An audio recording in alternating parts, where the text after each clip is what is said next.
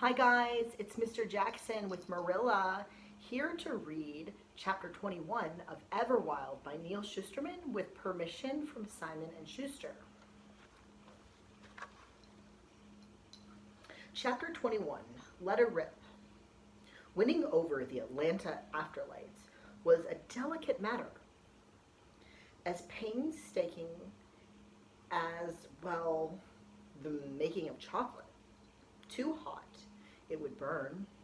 Too cold, it would lump. With Isaiah's reluctant permission, Nick introduced Zen to all the Atlanta afterlights. There were almost 400 of them. Once more, they filled the streets of Atlanta underground, this time without weapons. As they gathered, Nick stood patiently with an impatient Zen. Johnny O and Charlie provided security, keeping space between them and the curious crowd. If things get out of hand, do I got permission to knock some heads? Johnny O asked. You're no fun, he grumbled. Absolutely not, Nick said. You're no fun, he grumbled. When all of Atlanta was there, Isaiah came up to Nick. Do I introduce you as Nick, Nicholas, or the chocolate ogre? Nick's instinct was to simply go by Nick, plain and simple. But if Mary was the Sky Witch, how could he hope to be taken seriously if he was just Nick? Go with the ogre, he told Isaiah.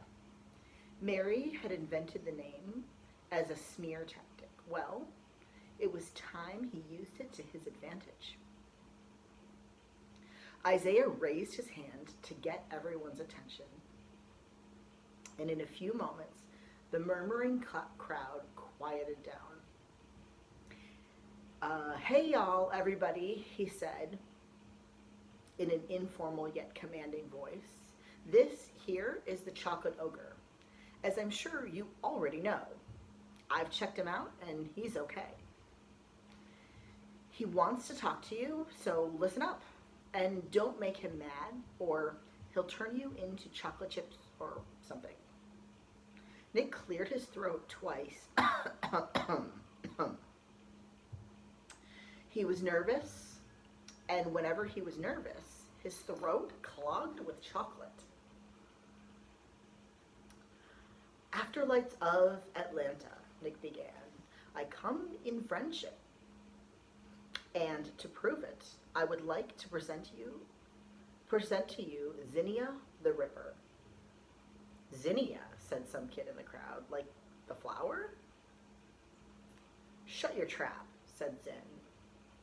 Nick pushed on. I know you've all heard bad things about the Ripper, just like you've heard bad things about me. Well, I'm here to set you straight. The Ripper's not going to rip anyone's guts out. I could if I wanted to, said Zen, and Kudzu seconded it with a bark and a growl. Right, said Nick, throwing her a secret scowl, but the Ripper uses her powers for good. Nick took a moment to let that sink in. Then he continued. We all know that there aren't many things that cross into Everlost. And when things do cross, they get picked up by finders who charge an arm and a leg for everything. Well, forget about finders because if there's something you want, the Ripper can get it for you. Nick knew he was sounding like an infomercial, but at least he had their undivided attention. He glanced to Isaiah, whose arms were folded, not yet impressed by the show. I need a volunteer, Nick said. No one came forward at first. Then a young girl was pushed out in front by her friends. She looked terrified. Johnny O escorted her the rest of the way, and she stared bug-eyed at his huge hand which was gripping her elbow. "Don't worry," Nick said to the girl quietly. "This is a good thing." Then he spoke loudly enough for the crowd to hear. "Tell me something you're longing for, something you truly feel you deserve, that you've never had here in Everlost." The girl looked up at him with wide, hopeful eyes. "A hot fudge sundae?" Zin laughed. "You already got one. He's standing right in front of you." Only Charlie and Johnny O laughed. Everyone else was waiting for Nick to turn Zin into a pile of chocolate chips. Nick turned to Isaiah. "Where in living Atlanta could we find a hot fudge sundae?" "I know just the place." Isaiah led them to the world of Coca-Cola, one of Atlanta's biggest tourist attractions. A veritable cathedral of carbonated caffeination. Inside was a restaurant that featured all things Coca-Cola, such as ice cream floats made with Coke instead of root beer and Coke syrup sundaes. The crowd of afterlights followed Isaiah, Nick, and Zin. Followed Isaiah, Nick, and Zin right through the outer wall and into the cafe. The place was packed with the living. There was a field trip of students, all in neon yellow shirts, laying siege to the counter, and ice cream was being dished up by 4 soda jerks who couldn't move fast enough. "The Ripper will now ecto-rip a sundae right before your eyes," said Nick, sounding like a carnival barker and enjoying it. The crowd of afterlights all craned their necks to see and shifted their feet to keep from sinking. The effect was a weird bobbing of several hundred heads. Nick zeroed in on a silver bowl that had just been filled with 3 scoops of strawberry ice cream. The soda jerk was about to douse it in Coke syrup, proving that some combinations really ought to be illegal. "Quick," he said to Zin, "rip it before it's too late." Zin shoved her ripping hand forward into the living world, and the crowd of afterlights buzzed with excitement. In one smooth move, Zin grabbed the ice cream bowl and tugged it out of the living world into Everlost. The soda jerk never saw it happen, and when he emptied his syrup ladle, Coke syrup spilled all over the marble counter. He looked at the counter for a moment in dumb confusion. Then he glanced at the other soda jerks and said, "Okay, who's the Joker?" "It just disappeared," said a living redhead kid sitting at the counter in front of him. "It disappeared right into thin air." A hand reached out of nowhere and took it. "Shut up, Ralphie," said the kid next to him, and that was that. The soda jerk sighed and made another sundae. Not caring enough about the mystery to unravel it, Zin, with the ripped bowl of ice cream in her hands, held it out to the girl, who was already licking her lips. "No," said Nick, "not yet." Then he held his hand over the ice cream and squeezed his hand into a fist and dribbled a hefty amount of chocolate over the ice cream.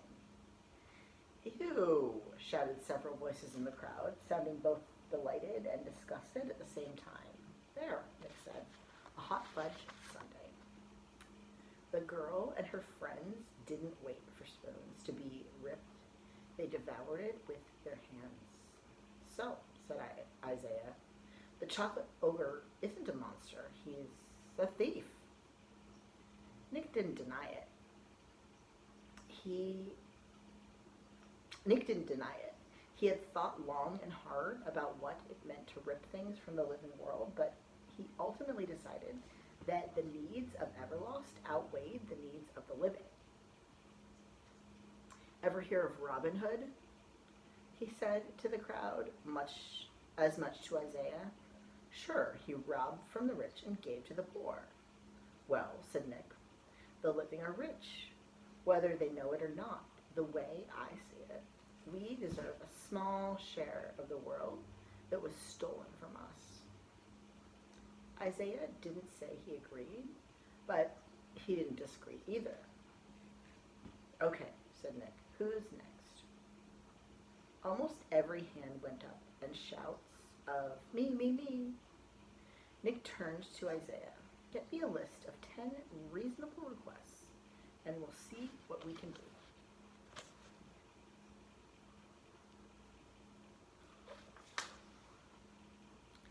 Nick counted on Isaiah to weed out the needy from the greedy, and Nick wasn't disappointed.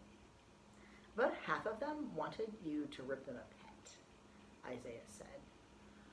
When he brought the list of requests to the parlor car, he glanced at Kudzu, who had bruised himself licking the chocolate off everything in sight. Poison for a living dog, but not a problem for an afterlife canine. I was worried that might happen, Nick said. What did you tell them? I told them that ripping dogs and cats right out of their lives wouldn't be right. I only done it once, Zin told him, glancing at Nick a little sheepishly. Kudzu here was being beaten by his owner. Had to save him from that, and ripping him was the only way. Hearing his name, the dog came over and rolled onto his back, waiting for a belly rub. Isaiah obliged. Beaten a dog? You should have ripped his owner's heart clear out while you were at it. I did, said Zin. Then she waffled. Well, I almost did. I mean, I would have done it, but the dog was watching. Couldn't let him see that, could I? Kudzu purred like a kitten as Isaiah rubbed his belly. Sure is one funny-looking pooch. Then he stood up and handed Nick the list. Here you go. 10 reasonable requests. Let's see what the girl can do.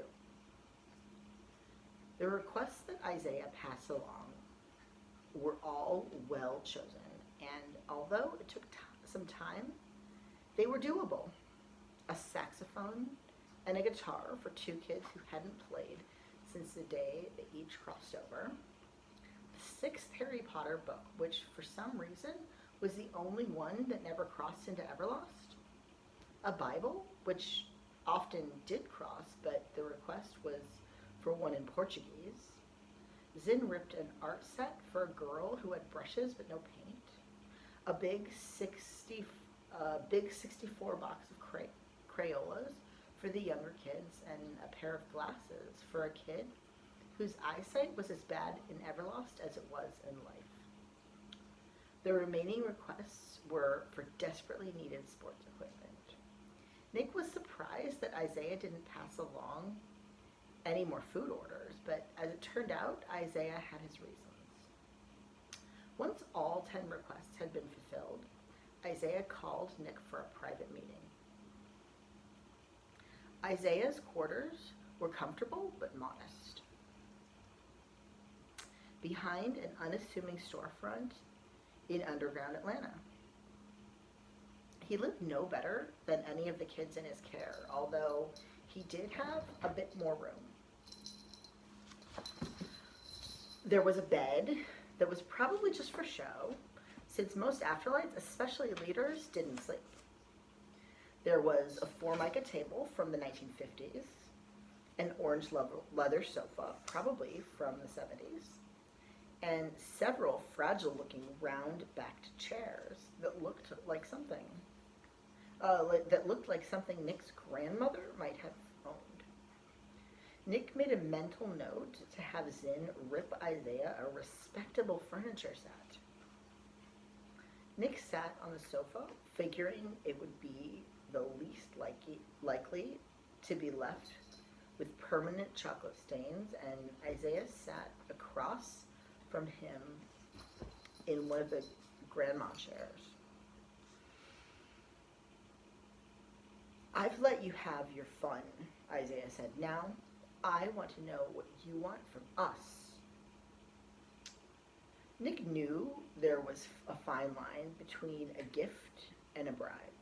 He could only hope that he was still on the right side of that line. I would have ripped all those things for your afterlights without getting anything in return, he told Isaiah, but you're right. There are a couple things I'd like to ask you for. You can ask, said Isaiah, but it doesn't mean I'm going to give. Nick cleared his throat, so his speech lost that thick, chocolatey tone. First, I need information. I need to know about other afterlights in other towns and cities in the South. I need numbers, if you have them, and what those afterlights are like. Are they friends or enemies? Are they easy to deal with, or should they be avoided? You know, that kind of thing. Fine, said Isaiah. I'll tell you what I know about the South. The chair creaked as Isaiah leaned back in it. But that's not all you want, is it? Nick took a moment. This one wouldn't be as easy. He tried to sit up as straight as he could in the low-slung sofa and looked Isaiah right in the eye. I'd like 50 of your afterlights. Isaiah's expression became so stony, the features of his face actually seemed to change. They're not for sale, he growled. No, that's not what I mean, Nick said.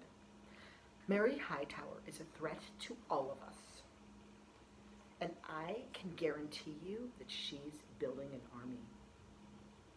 Which means I need to build one too. So I'm asking you for 50 volunteers. Only those who want to go. I don't want to force anyone. Isaiah took his time to think about it. I don't like it, he said. I don't like it one bit. But I do get the feeling that living under the Sky Witch would be a whole lot worse. Nick leaned forward. Will you do it then? Will you ask for volunteers? If I give it my blessing, you'll get your volunteers, Isaiah said. But it's going to take more than 10 reasonable requests from the Ripper to get my blessing. All right then, what? What Isaiah asked for was a feast. A Christmas feast for his entire vapor, regardless of the fact that it was the summer. Nick supposed that in a timeless world, each day could be whatever day you wanted it to be.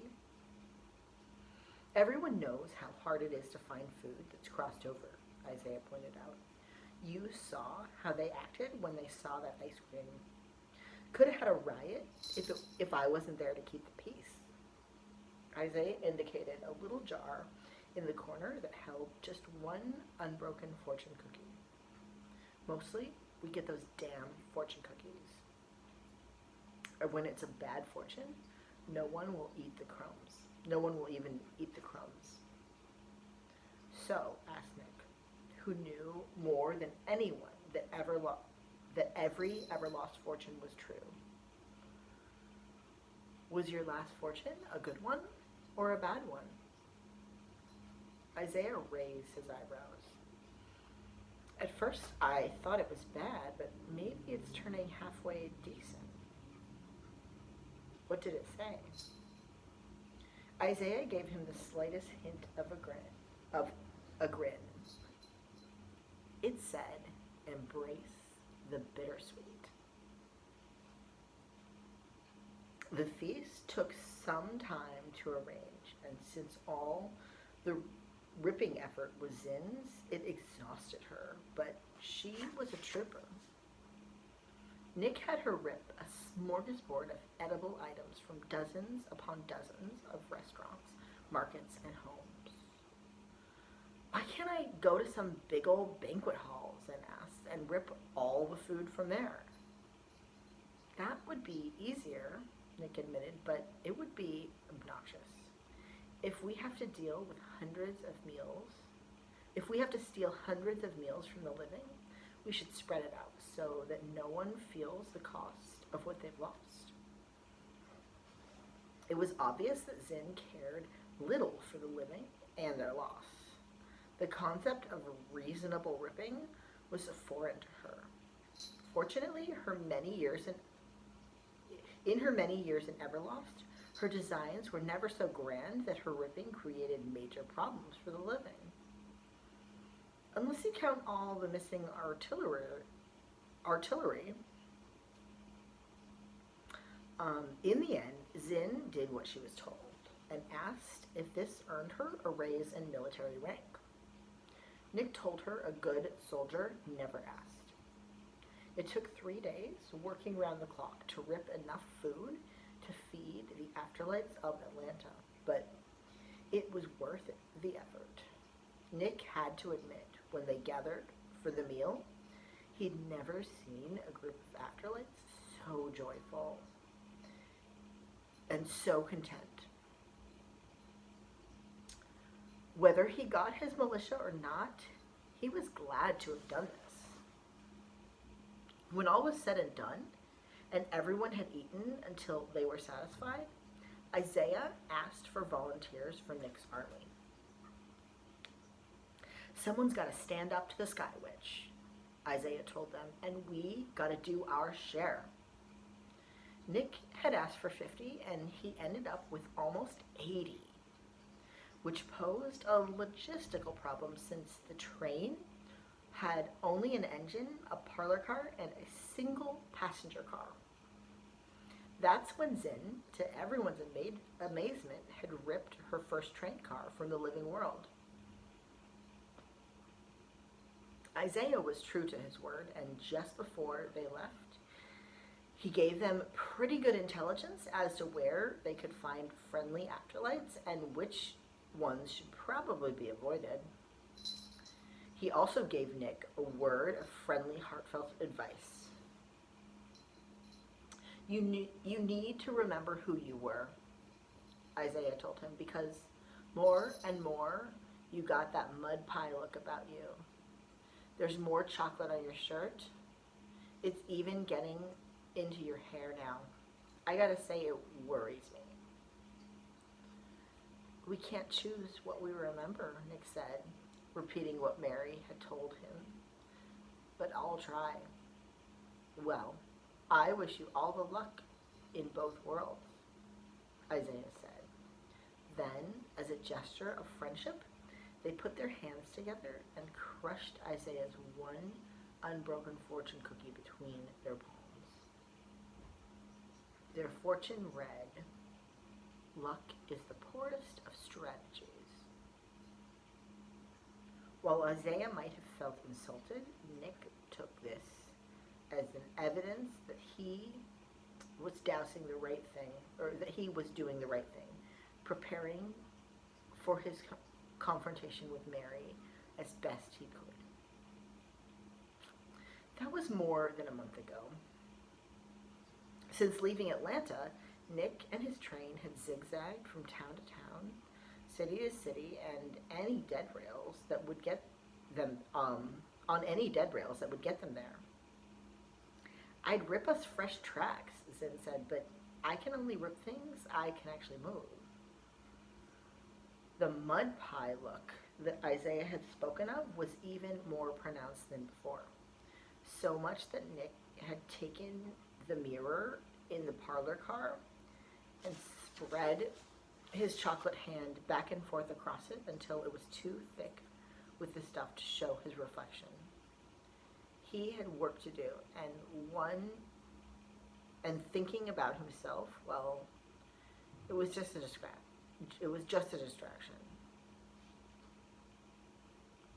Based on what Isaiah had told them, they had traveled to more than a dozen towns and cities in Georgia and the Carolinas, bringing in volunteers everywhere that they went.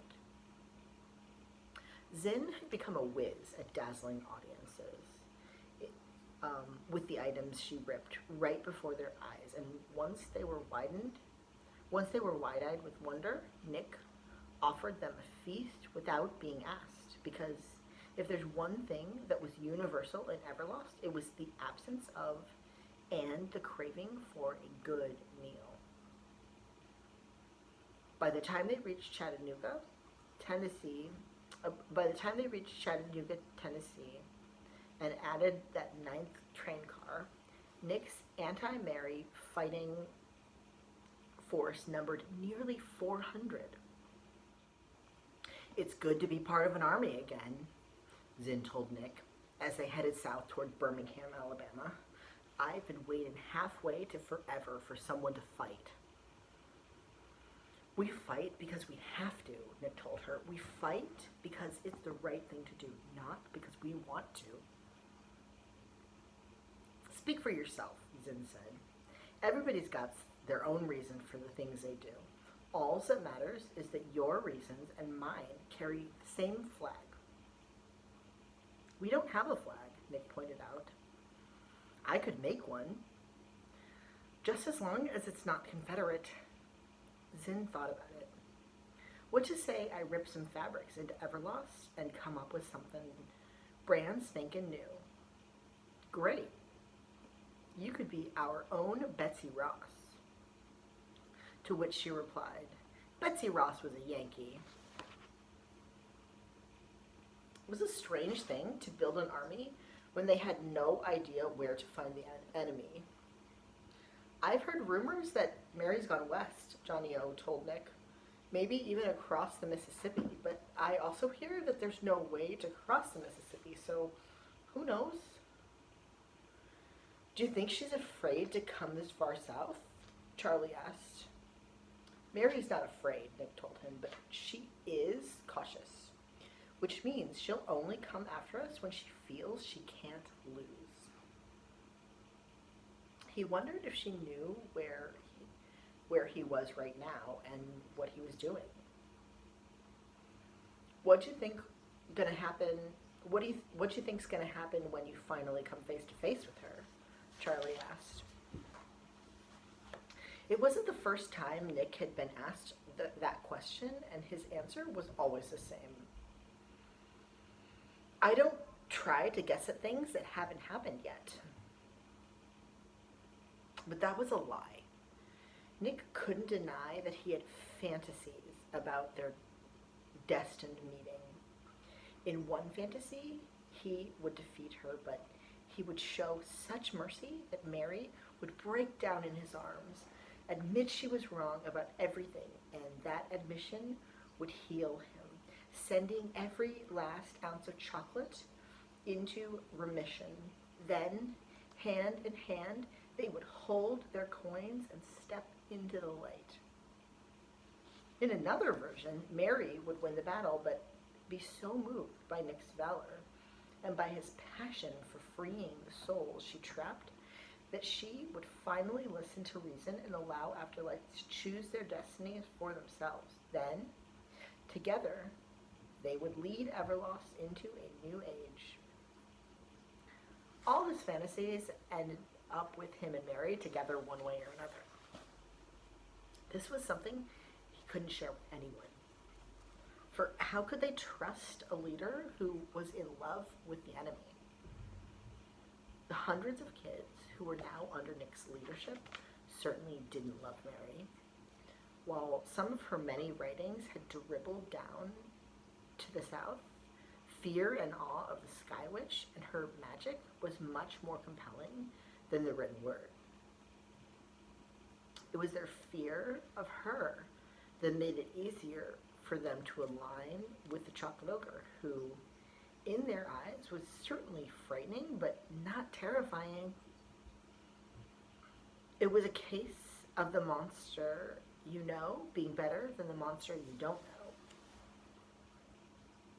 The problem was their fear of Mary was quick to turn soldiers into army deserters. In a world where ecto-ripping and skinjacking were possible, there was no way to make these kids believe that Mary Hightower had no such powers. I only know of 2 ecto-rippers, Nick tried to point out to a fearful group of enlistees. There's one called the Haunter, who's inside a barrel at the center of the earth. And then there's Zin, who's one of us. As for skinjackers, I've only ever met one. Her name's Allie, and she's on our side too. It was the first time Nick had said Allie's name aloud for quite a while. It made him long to see her, to know what had become of her, and as if to answer that longing, one of the kids they had picked up in North Carolina said, "Yeah, Allie the Outcast hates the Sky Witch. She told us so herself." Dick turned so fast that chocolate flung into the kid's eye. "What do you mean she told you? You saw her? Where?"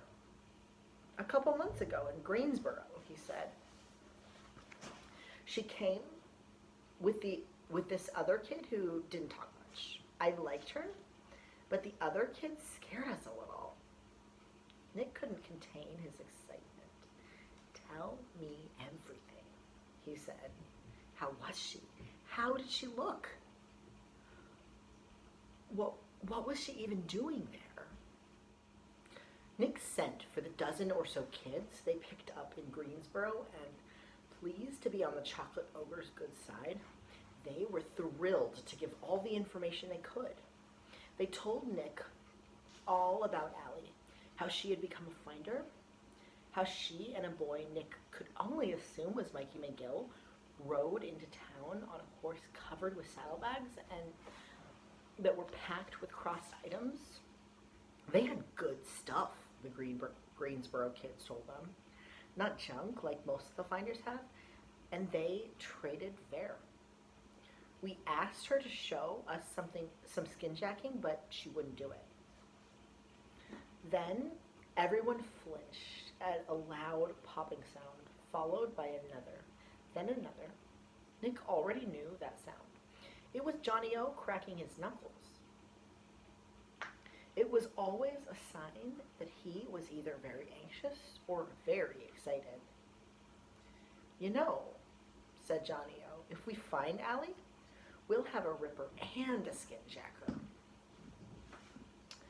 With a combination like that, there's a whole lot of things we could do."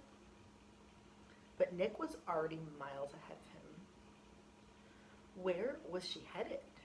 Nick asked the Greensboro kids. He didn't expect much of an answer. After all, finders rarely gave away their trade routes.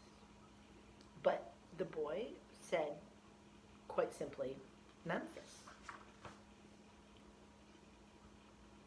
"How well do you know the rail system west of here?" Nick asked Charlie. He thought Charlie would balk at the question, but Choo Choo Charlie was a tried and true conductor and seemed ready for a new challenge. By now, Charlie had gotten himself enough paper to copy the rail map he had been scratching into the engine bulkhead. And mapping the Everwild rails had become a personal mission for him. "I know what cities should have a lot of tracks that have crossed over, but there's no way to know till we get there." Do you mean we're not going to Birmingham?" "Change of plan," Nick told him. "We're going to Memphis." "I hear that's where Everlost ends," Charlie pointed out. "The Mississippi River, I mean." "Well, I guess we'll find out, won't we?" Then, just before Nick left the engine cab, Charlie pointed to his cheek and said, a little awkwardly, "You got a little spot there." Nick sighed.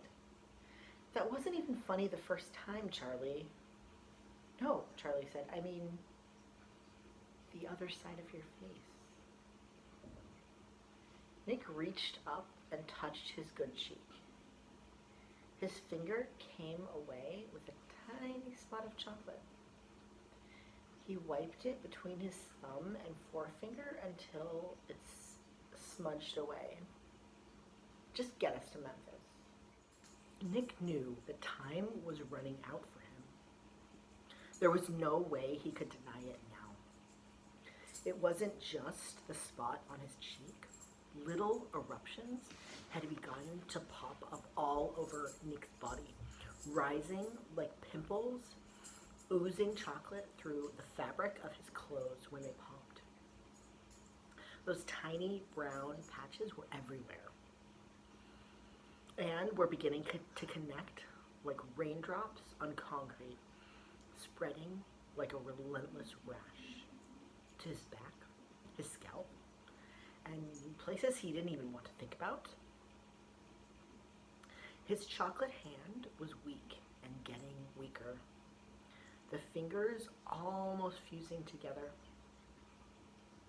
His left eye was always clouded and losing more and more of sight each day. His shirt, which used to look like a white shirt covered with brown stains, was now more brown than white. And the original color of his tie had long since been forgotten. Even his dark pants, which had always hidden the stains, could no longer resist the umber onslaught. And his shoes looked like two piles of brown candle drippings, giving rise to the rest of his body. Nick knew it was his own memory that was poisoning him, or lack of memory. He had forgotten so much of who he had been in the living world, there was barely anything left of him. His family, his friends, they were all gone from his mind. All he knew for sure was that he had been eating a chocolate bar when he died, and it had smeared on his face. Soon his only memory would be the chocolate, and then what? What would happen when there was nothing else left of him? He didn't want to think about it. He didn't have time to think about it. All that mattered was the task at hand. And only part of his task was building and fighting a fighting force. The rest of his plan, he kept to himself, because if he told the others what madness he had in mind, he'd have a whole lot more deserters. Before they left Chattanooga, Zinn presented Nick with the flag she had made, and Nick told Charlie to fly it from the side of the train for everyone to see. The design was a series of silver stars in the pattern of the Big Dipper, sewn on a rich brown fabric. My papa always said the Big Dipper was there to catch falling stars, Zinn said, kind of like the way you're here to catch falling souls. Nick was all choked up, and it wasn't just the chocolate. You have no idea what this means to me, Zinn. Does that mean I get to be lieutenant? Not yet, Nick told her, but soon, very soon. Nick would have hugged her if he thought he could do it without covering her in stains. So, that was chapter 21. What did you think? So, just a couple questions today. First question is, why do you think Nick decides to sort of embrace being called the Chocolate Ogre and let Isaiah introduce him as the Chocolate Ogre? Even though, remember, he was always, that wasn't his name for himself, that was Mary's name. He was really insistent that he should stay Nick. To the point that, remember, in the last book, he wrote over an entire books full of just writing his name, Nick.